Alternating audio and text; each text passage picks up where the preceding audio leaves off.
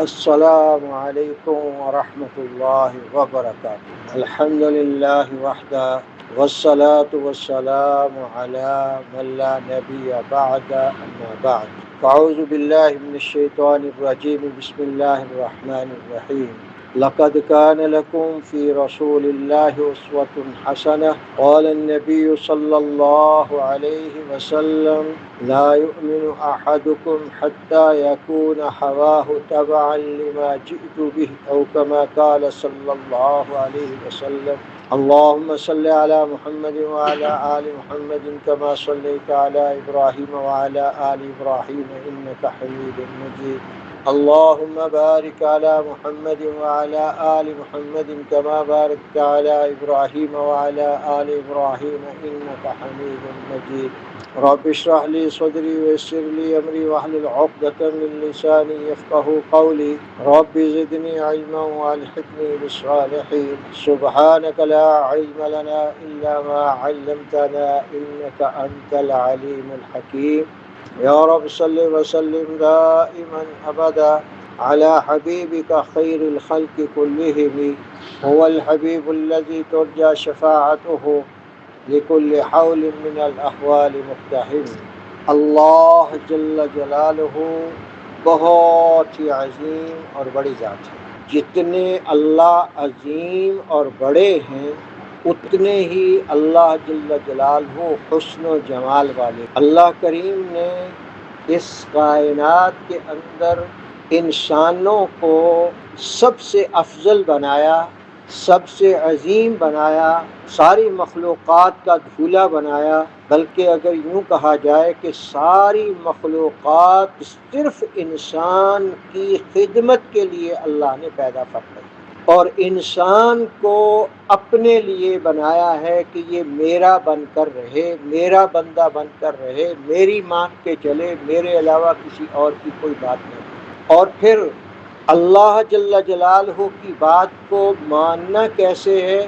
اس کے لیے ہر انسان کو عقل عطا فرمائی ہے اور عقل کے ساتھ ساتھ یہ بتلا دیا ہے کہ تمہاری عقلیں کسی خاطے کی نہیں ہیں، اگر تمہاری عقل میں کوئی بات آئے تو بھی ٹھیک، نہ آئے تو بھی ٹھیک، بہرحال تمہیں میرا بننے کے لیے، میرا محبوب بننے کے لیے، میرا سب سے زیادہ عظیم محبوب جناب رسول اللہ صلی اللہ علیہ وسلم، ان کو میں رہتی دنیا تک کے لیے ایک ماڈل بنا کر، نمونہ بنا کر بھیج رہا ہوں۔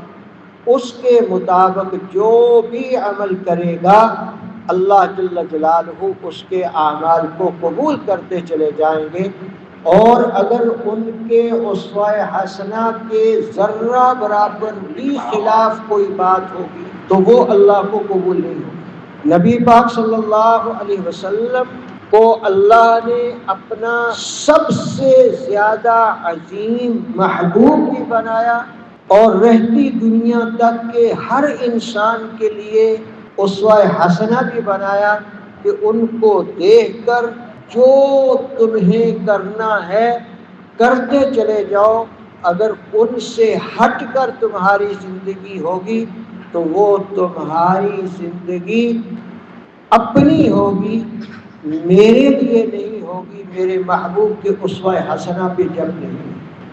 پچھلے جمعے میں میں نے یہ عرض کیا تھا کہ نبی کریم صلی اللہ تعالی علیہ وآلہ وسلم کا مبارک اسوہ جیسے ادیان سابقہ کے اندر بھی اللہ نے لکھا اور ان کو بتلایا کہ یہ میرا محبوب ہے، اور وہ لوگ اپنی کتابوں کو پڑھ کر جناب رسول اللہ صلی اللہ علیہ وسلم کے مبارک اسوہ کے مطابق اپنی زندگیوں کو سنوارتے تھے اور دیکھتے تھے کہ ہم کہاں کہاں رسول اللہ صلی اللہ علیہ وسلم کو مان رہے ہیں اور کہاں کہاں ہم ان کے خلاف کر رہے ہیں۔ حضرت عبد المطلب جو رسول پاک صلی اللہ علیہ وسلم کے دادا جان ہیں، ان کو جب بئر زمزم کھودنے کی ضرورت پیش آئی، 3 دن تک خواب آتے رہے تو اس میں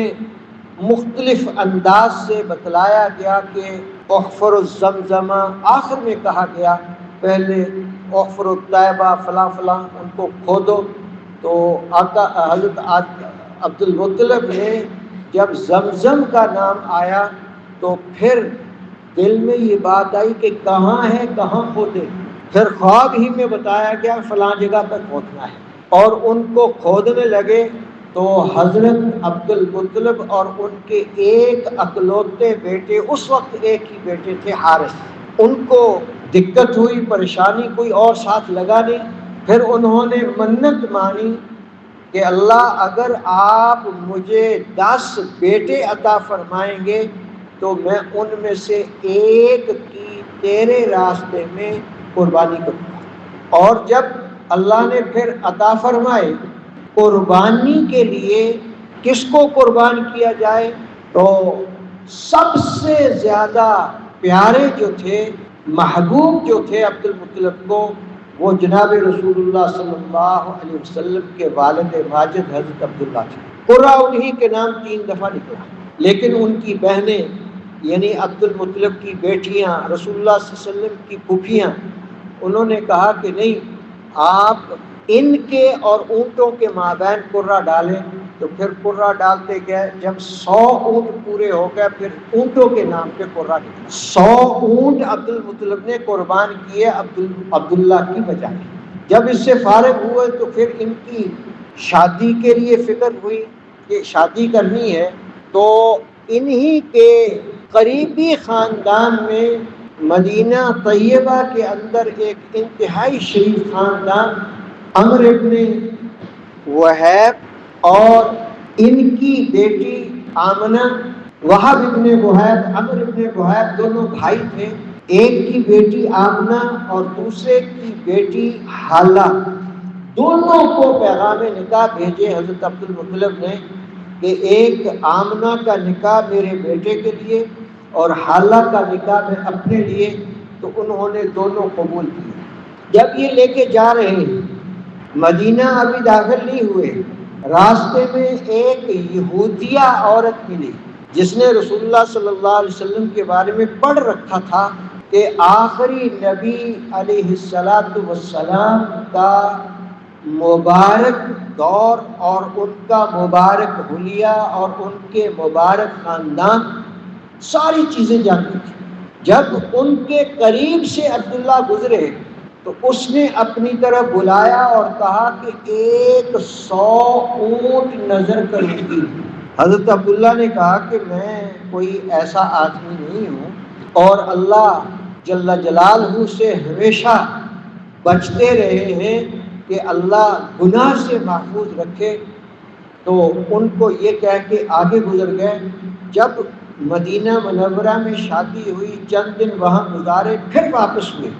اسی یہودیہ جس کا نام فاطمہ بنت مر تھا، اس کے قریب سے گزرے تو اس نے پھر بلا کے کہنے لگی کہ عبداللہ تم کہاں رہے ہو؟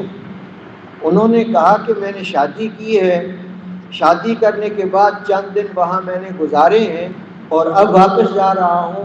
کہنے لگی کہ میں کوئی فاحشہ نہیں ہوں، میں غلط کار عورت نہیں ہوں.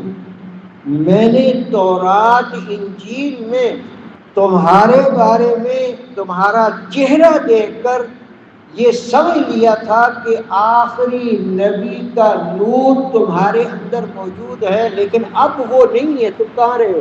انہوں نے بتلایا کہ میں ایسے ایسے آمنہ کے ساتھ نکاح کیا ہے، وہاں رہے.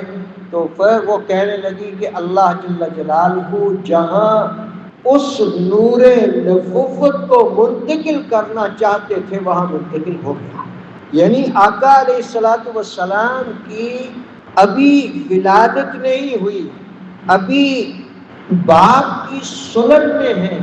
اس وقت وہ لوگ جانتے تھے کہ یہ وہ نور نبوت کے حاملین ہیں جن کا تذکرہ اللہ نے تورات میں انجیل میں کیا ہے، اور وہ اپنی سعادت سمجھتے تھے کہ اللہ ہمیں یہ سعادت نصیب فرمائے. اور آج ہم جس دور میں گزر رہے ہیں، ہم تھوڑا غور کریں، سوچیں کہ اس دور میں نبی پاک صلی اللہ علیہ وسلم کے مبارک اسوہ کو چھوڑ کر ہمیں کسی قسم کی کامیابی مل سکتی ہے؟ ہو ہی نہیں سکتا۔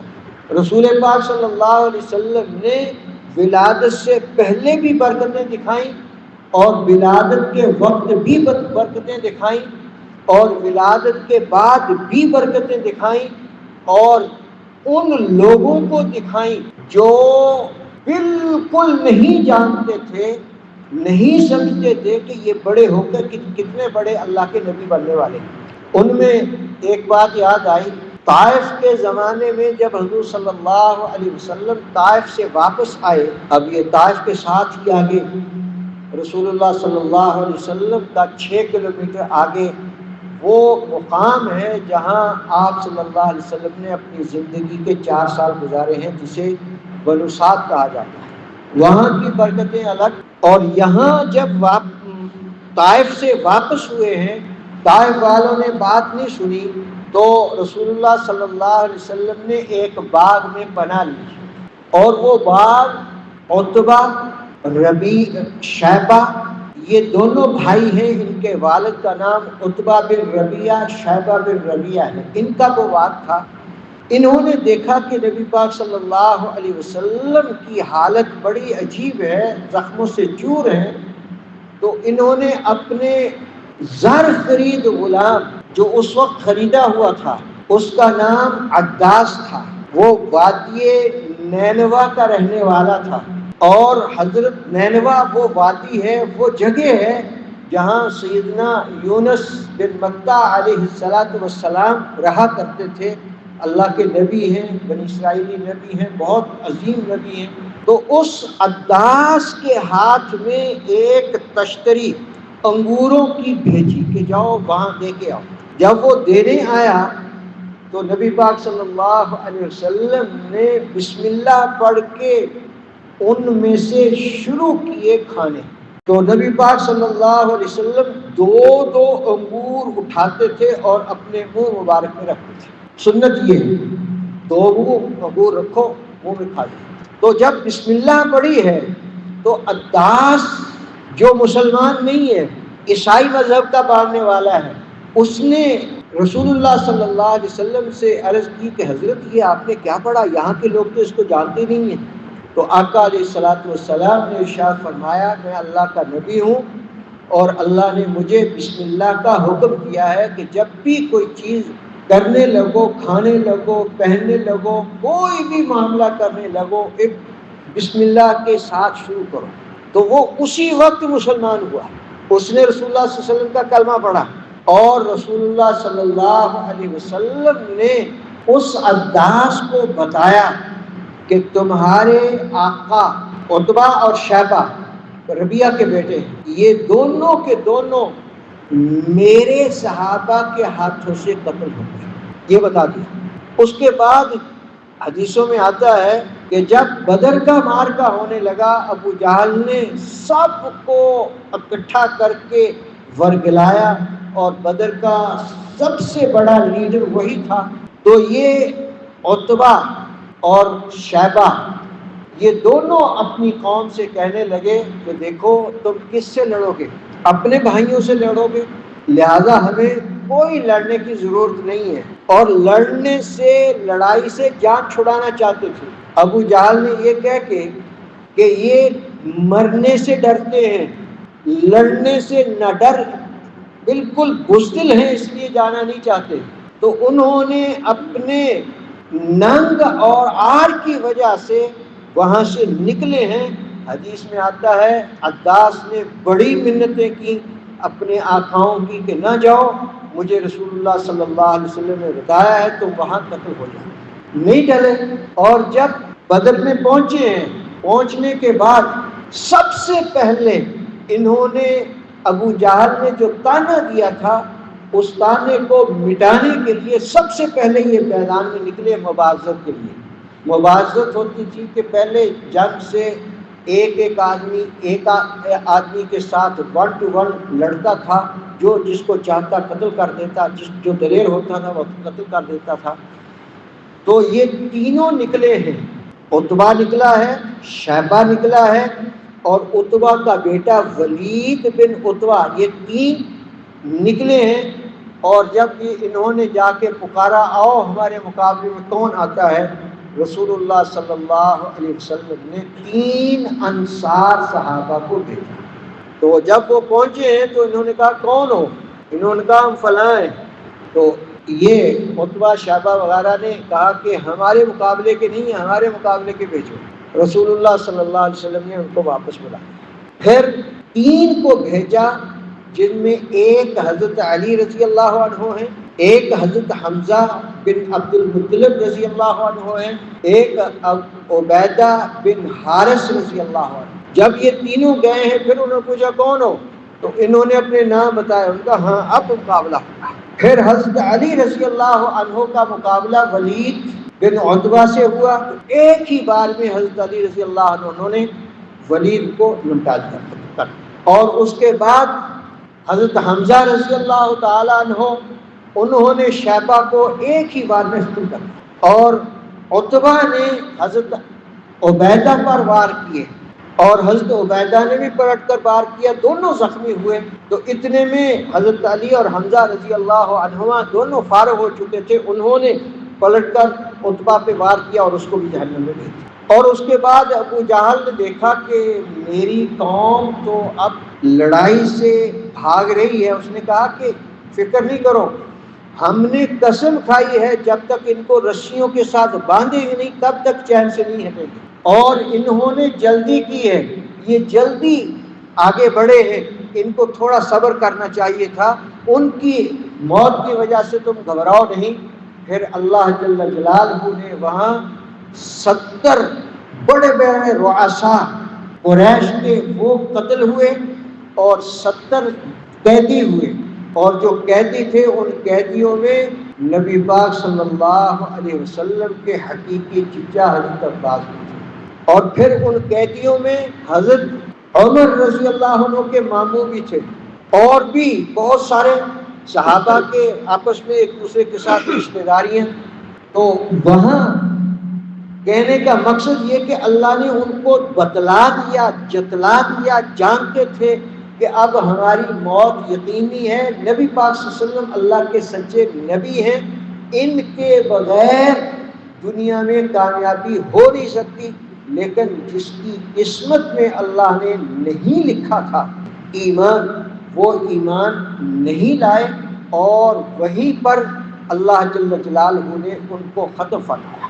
اور شروع میں، بہت ہی شروع میں، سیدہ سعدیہ رضی اللہ تعالی عنہا اور دیگر جتنی بھی بنو سعد کی دائیاں تھیں ساری آئی ہیں، سب جلدی آئی ہیں، اور ان کی کمزور اونٹنی تھی، سب سے لیٹ آئی ہیں۔ تو سب نے اچھے اچھے خاندان کے بچوں کو لے لیا، اور آخر میں رسول اللہ صلی اللہ علیہ وسلم بچے۔ اور ان کو ہر دائی یہ پوچھ کر کہ اس کے ابا، تو جب پتہ چلتا وہ تو ہے ہی نہیں دنیا میں تو اس کو چھوڑ دیتے تھے۔ اور جب حلیمہ پہنچی ہیں تو یہی، تو حلیمہ نے اپنے شوہر سے کہا کہ مجھے امید ہے کہ ہم اسی کو لے لیں، اللہ اسی میں ہمارے لیے برکتیں رحمتیں رکھیں۔ پھر اللہ نے کیسی رحمتیں برکتیں رکھی کہ جو ہی رسول اللہ صلی اللہ علیہ وسلم حلیمہ کی گود میں گئے، وہ حلیمہ جو اپنے بیٹے کو بھی، جو ساتھ دودھ پینے والا تھا، اس کے لیے بھی دودھ نہیں تھا چھاتیوں میں، جو ہی یہ پکڑا ہے تو چھاتیوں کے اندر اللہ نے دودھ کے چشمے جاری فرمائے۔ تو حضرت حلیمہ نے پہلے رسول اللہ صلی اللہ علیہ وسلم کو دائیں طرف سے پلایا، اور جب وہ خوب سیراب ہو گئے پھر بائیں طرف اپنے بیٹے کو پلایا، وہ بھی خوب سیر ہو کے اس نے دودھ پیا۔ تو حلیمہ نے اپنے شوہر سے کہا کہ دیکھا اللہ نے ہمارے لیے برکتیں رحمتیں رکھی، اور ان رحمتوں کی برکت سے اللہ جل جلالہ نے یہ رحمتیں برکتیں شروع ہو گئی۔ اور جس سواری پہ سوار ہو کے آئی تھی، جب اس سواری پہ سوار ہوئے تو سب سواریوں کو پیچھے چھوڑ کے آگے، اور وہ کہنے لگے جتنی دائیاں تھی کہ حلیمہ یہ کیا سواری بدلی ہے؟ اس نے کہا سواری نہیں بدلی، سوار بدلا ہے۔ اور جب سوار بدلا ہے اللہ جل جلالہ نے، اس سوار کی برکت سے سواری میں بھی وہ رحمتیں، برکتیں، اور سب سے آگے اور سب سے پہلے وہ بنو سعد پہنچی ہے۔ اور پھر جتنی بھی حضرت حلیمہ رضی اللہ تعالی عنہا کی بکریاں اور بنو سعد کے دوسرے قبائل کے لوگوں کی بکریاں چرا کرتی تھیں، سب آتی تھیں تو بغیر کھائے پیے بھوکی آتی تھی۔ چرواہوں سے لوگ کہتے کہ وہاں چراؤ جہاں حلیمہ کی بکریاں چرتی ہیں، ان کا ہم ان کے ساتھ ساتھ ہی رہتے ہیں، لیکن ہمیں سمجھ نہیں آتی، ان کی بکریاں بالکل سیر ہو کے آتی ہیں، خوب چارہ کھا کے آتی ہیں، اور پتہ نہیں کہاں سے کھاتی ہیں، اور دودھ بھی سب سے زیادہ دیتی ہیں، اور دودھ ہی دودھ۔ تو اللہ جل جلالہ نے یہ بچپن میں، لڑکپن میں، جوانی میں، ہر حال میں، اور آج تک نہیں، قیامت کی صبح تک اللہ جل جلالہ نے رسول پاک صلی اللہ علیہ وسلم کی وجہ سے اس دنیا کو بنایا، اور انہی کی وجہ سے اس دنیا کو قائم فرمایا، اور انہی کی وجہ سے انہی کے طفیل میں جو کامیاب ہونا چاہتا ہے، کامران ہونا چاہتا ہے، بہت ہی اپنی زندگی کے اندر آسودگی چاہتا ہے، تو اس کے لیے صرف اور صرف رسول پاک صلی اللہ علیہ وسلم کا اسوہ حسن ہے۔ اگر رسول اللہ صلی اللہ علیہ وسلم کی سنت کو آج بھی ہم اپنائیں گے، سنت پر عمل کریں گے، انشاءاللہ کامیابیاں ہمارے قدم چومیں گی۔ اگر سنت کو چھوڑ کر اپنی مرضی کریں گے تو کوئی کامیابی نہیں ملے، بالکل کسی قسم کی کامیابی ملنے کی نہیں۔ اور پھر اسی پہ بس نہیں ہے، ہجرت کے موقع پر رسول اللہ صلی اللہ علیہ وسلم، جیسے ہمارے ہاں آج کل سمجھنا بہت آسان ہے، یہاں پیسرے سے جائیں، موٹر وے پہ چڑھیں تو اسلام آباد یا لاہور جانا ہو تو راستے میں مختلف جگہ پر قیام الطعام آتے ہیں، اور وہاں رکتے ہیں، آدمی آرام بھی کر لیتے ہیں، کھانا پینا بھی ہو جاتا ہے، اور کسی نے اللہ نے توفیق عطا فرمائی نماز پڑھنی ہو تو نماز بھی پڑھ لیتے ہیں۔ تو ایسے ہی اس زمانے میں بھی مدینہ منورہ اور مکہ معظمہ کے درمیان ایک خاص جگہ تھی جو کہ ام معبد کا خیمہ تھا، اور وہاں وہ ام معبد رضی اللہ تعالی عنہ آتے جاتے مسافروں کو بہت ہی خدمت بھی کرتی تھی، ان کی ضرورتیں بھی پوری کرتی تھی۔ جب یہ نبی پاک صلی اللہ علیہ وسلم، حضرت ابو بکر اور ان کے ساتھ فہیرہ جو کہ غلام تھے، اور وہ راستہ بتانے کے لیے کہ غیر معروف راستے سے لے جائیں، یہ پہنچے ہیں تو ام معبد خیمے میں باہر ہی تشریف فرما تھی۔ پوچھا کچھ کھانے کو، انہوں نے کہا کچھ کوئی چیز، انہوں نے کہا کچھ بھی نہیں ہے اس وقت، بالکل گھر خالی ہے۔ تو رسول اللہ صلی اللہ علیہ وسلم کی نظر ایک بکری پر پڑی، پوچھا یہ بکری؟ ام معبد کہنے لگی یہ بکری بیمار ہے، ریوڑ کے ساتھ جا نہیں سکتی، اس لیے یہ گھر پہ چھوڑ گئے، باقی بکریاں چرنے کے لیے گئی۔ رسول اللہ صلی اللہ علیہ وسلم نے ام معبد سے یہ بات کہی کہ اگر آپ اجازت دیں اس کا دودھ دو دیں۔ ام معبد پریشان ہوئی، کہنے لگی یہ لاغر ہے، کمزور ہے، دودھ دیتی ہوتی یا چل پھر رہی ہوتی تو یہ ریوڑ کے ساتھ جاتی، دوسری بکریوں کے ساتھ جاتی۔ تو جب وہ پریشان ہوئی تو آقا علیہ السلام نے دوبارہ ارشاد فرمایا اس کی پرواہ نہیں کرو کہ یہ ہلتی ہے یا نہیں ہلتی، آپ ہمیں اجازت دے دیں۔ انہوں نے کہا ٹھیک ہے، اگر دودھ نکلتا ہے نکال لو۔ رسول اللہ صلی اللہ علیہ وسلم نے اس بکری پہ ہاتھ پھیرا، اٹھ کے کھڑی ہو گئی، تھنوں کو ہاتھ لگایا تو تھن دودھ سے بھر گئے۔ ام معبد سے کہا کہ برتن لائیے، تو پہلی دفعہ خود رسول اللہ صلی اللہ علیہ وسلم نے جو اس بکری کا دودھ دھویا ہے، حدیث کی کتابوں میں، سیرت کی کتابوں میں یہ بات لکھی ہے کہ وہ برتن اتنا بڑا تھا کہ 8 سے 10 آدمی اس برتن سے دودھ پی کر خوب سیراب ہو جاتے، وہ مکمل بھر گیا۔ ام معبد بڑی پریشان کہ یہ جو بکری دودھ دیتی نہیں تھی یہ دودھ دے رہی ہے، اور ساتھ ہی یہ کہ یہ 8-10 آدمیوں کا برتن بھی بھر دیا ہے، اس کے بعد اور بھی برتن بھرے۔ خود رسول اللہ صلی اللہ علیہ وسلم نے دودھ پیا، حضرت ابو بکر کو اپنے قافلے والوں کو پلایا، اور پلانے کے بعد پھر وہاں سے روانہ ہونے سے پہلے ان سے یہ بات کہی کہ میں اللہ کا نبی ہوں اور مجھے اللہ نے آخری نبی بنایا ہے۔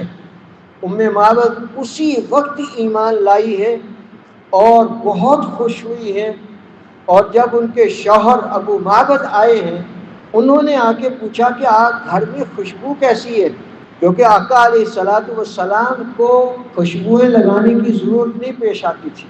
آپ علیہ الصلاۃ والسلام کا پسینہ مبارک ایسا تھا کہ اس سے خوشبوئیں آتی تھیں۔ سیدہ عائشہ رضی اللہ تعالی عنہا ارشاد فرماتی ہیں کہ میں جب بھی کبھی کسی مجلس میں کسی جگہ پر اپنی سہیلیوں کے ساتھ جانا ہوتا تھا تو میں آقا علیہ الصلاۃ والسلام کے پیشانی پہ جو پسینہ آیا کرتا تھا اس کی ایک شیشی بھر لیا کرتی تھی، وہ اپنے جسم کو لگا کے جاتی تو ساری خواتین مجھ سے پوچھتی عائشہ یہ خوشبو کہاں سے لی ہے؟ تو اماں جی فرماتی ہیں یہ خوشبو میرے گھر میں موجود ہے اور یہ میرے آقا علیہ الصلاۃ والسلام کا پسینہ مبارک ہے۔ اور پھر یہ ایسی خوشبو ہوتی تھی کہ ان جیسی خوشبو کائنات میں آج تک کسی نے نہیں بنائی، نہ بن سکتی ہے نہ بنے گی۔ اور میں نے 2 دفعہ الحمدللہ ثم الحمدللہ مدینہ منورہ میں احد پہاڑ، جب احد کے جنگ احد کے موقع پر نبی پاک صلی اللہ علیہ وسلم اس پہاڑ پہ چڑھے ہیں، چڑھنے کے بعد پہاڑ پھٹا ہے اور وہ پھٹن اب بھی موجود ہے، لیکن اب وہاں جانے نہیں دیتے، ارد گرد انہوں نے شیشے کی دیوار کھڑی کر دی ہے، پہلے جانے دیتے تھے۔ میں 2 دفعہ الحمدللہ اس پھٹن میں گیا، وہاں 3 آدمی یوں کھڑے ہو سکتے ہیں اور یوں 2 نہیں جا سکتے، 3 آدمی یوں کھڑے ہو سکتے ہیں۔ تو میں وہاں ایسی خوشبو دیکھی ہے کہ اس جیسی خوشبو زندگی میں نے کبھی نہیں سونگھی، نہ کبھی استعمال کی، نہ کہیں دیکھی۔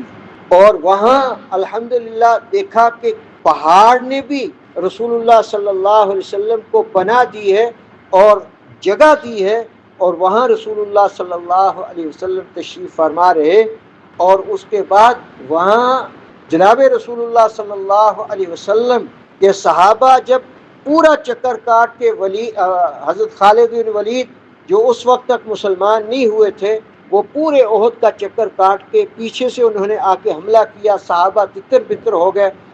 تو اس کے بعد پھر ابو سفیان واپس جاتے ہوئے انہوں نے نعرے لگائے اور پوچھا کہ افیکم محمد صلی اللہ علیہ وسلم، تمہارے اندر محمد صلی اللہ علیہ وسلم موجود ہیں، تمہارے اندر محمد صلی اللہ علیہ وسلم موجود ہیں۔ تو صحابہ سے پوچھا اللہ کے نبی کیا جواب دیں؟ فرمایا چپ رہو۔ پھر انہوں نے دوبارہ پوچھا کہ تمہارے اندر ابو بکر موجود ہیں؟ تو رسول اللہ صلی اللہ علیہ وسلم سے صحابہ نے پوچھا، آقا نے فرمایا بالکل خاموش۔ تیسری دفعہ انہوں نے پوچھا افیکم عمر بن الخطاب، تمہارے اندر عمر بن خطاب رضی اللہ تعالیٰ عنہ موجود ہیں؟ صحابہ نے پھر پوچھا، رسول اللہ صلی اللہ علیہ وسلم نے پھر خاموشی کا حکم فرمایا۔ اس کے بعد ابو سفیان نے ایک نعرہ لگایا، اعلو حبل، حبل بلند ہو۔ تو اس پر رسول اللہ صلی اللہ علیہ وسلم نے ارشاد فرمایا اب اس کا جواب دو اور کہو اللہ اکبر و اجل، اللہ بہت بڑا ہے اور بہت ہی عظیم ہے۔ اس سے علماء نے ایک مسئلہ مستنبط کیا ہے کہ اگر اسلامی قیادت نہ رہے کوئی فرق نہیں پڑتا، لیکن اسلامی شعار کی جب باری آتی ہے تو اسلامی شعار کو پورا کرنے کے لیے، اسلامی شعار کو بچانے کے لیے اس میں ضروری ہے کہ کفار کا جواب دیا جائے، اسلامی شعار کی حفاظت کی جائے۔ اور اسلامی شعار میں سب سے بڑا شعار جو اس وقت دنیا میں موجود ہے اور قیامت تک رہے گا وہ جناب رسول اللہ صلی اللہ علیہ وسلم کا مبارک اسوہ حسنہ ہے، ان کی مبارک سنن ہے۔ جب تک یہ امت رسول اللہ صلی اللہ علیہ وسلم کی مبارک سنتوں کو دل و جان سے اپنا کر اس پر عمل کرتی رہے گی، اور صحیح صحیح سنتوں پر عمل ہوتا رہے گا تو وہ یہ امت انشاءاللہ کامیاب بھی رہے گی، کامرانیاں بھی اس کو ملیں گی، اور ہر قسم کی اللہ جل جلالہ اس امت کو وہ نعم عطا فرمائیں گے جو سنت کے بغیر ملنے کی ہے نہیں۔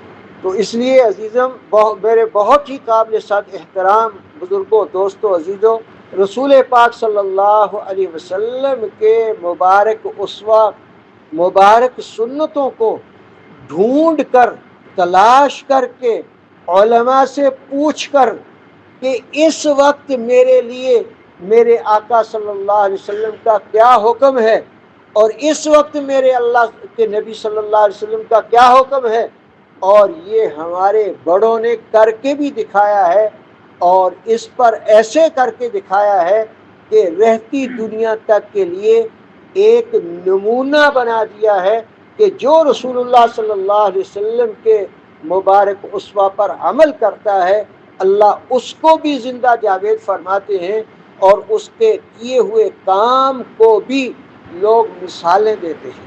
اس پر ایک قصہ یاد آیا، میرے دادا مرشد حضرت اقدس حضرت مولانا شیخ الحدیث محمد زکریا نور اللہ مرکزہ، ان کے ہاں 4 بیٹیاں تھیں، ایک بیٹا تھا۔ بیٹیوں کی نسبت 2 بڑی بیٹیاں جو تھیں ان کی نسبت حضرت مولانا محمد یوسف رئیس التبلیغ نور اللہ مرکزہ کے ساتھ، اور دوسری بیٹی کی نسبت جو حضرت جی ثالث مولانا انعام الحسن ہیں ان کے ساتھ ہو چکی۔ سہارنپور مدرسے کا جلسہ تھا اور بڑے بڑے اکابر تشریف فرما تھے، جس میں حضرت مولانا حسین مدنی رحمۃ اللہ علیہ، حضرت شیخ الہند، بڑے بڑے لوگ تشریف فرما۔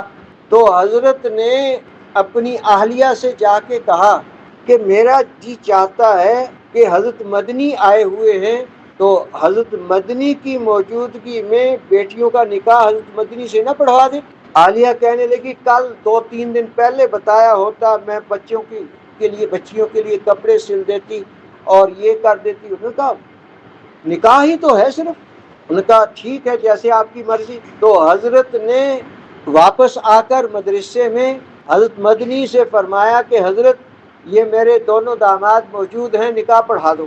نکاح پڑھا دیا۔ برادری کے لوگ آئے اور برادری بھی ساری کی ساری حضرت شیخ کے خلاف، کاندلہ سے لوگ آئے۔ یہ بچیاں ان کا کوئی نہیں تھا، ان بچیوں کا کوئی پرسان حال نہیں تھا جو اس طرح سے نکاح کر دیے ہیں، انہوں نے ہماری ناک کاٹ دی ہے۔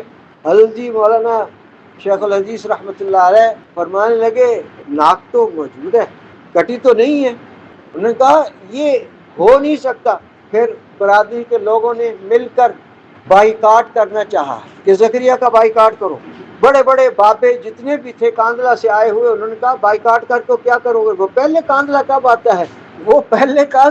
آتا ہے؟ وہ تو یہیں سے اس کو فرصت نہیں ملتی اور یہی مدرسے ہی میں رہتے ہیں، تو آپ بائیکاٹ کر کے کیا کریں گے؟ انہوں نے کہا اچھا پھر کچھ نہ کچھ تو ہونا چاہیے۔ تو انہوں نے کہا کیا ہونا چاہیے؟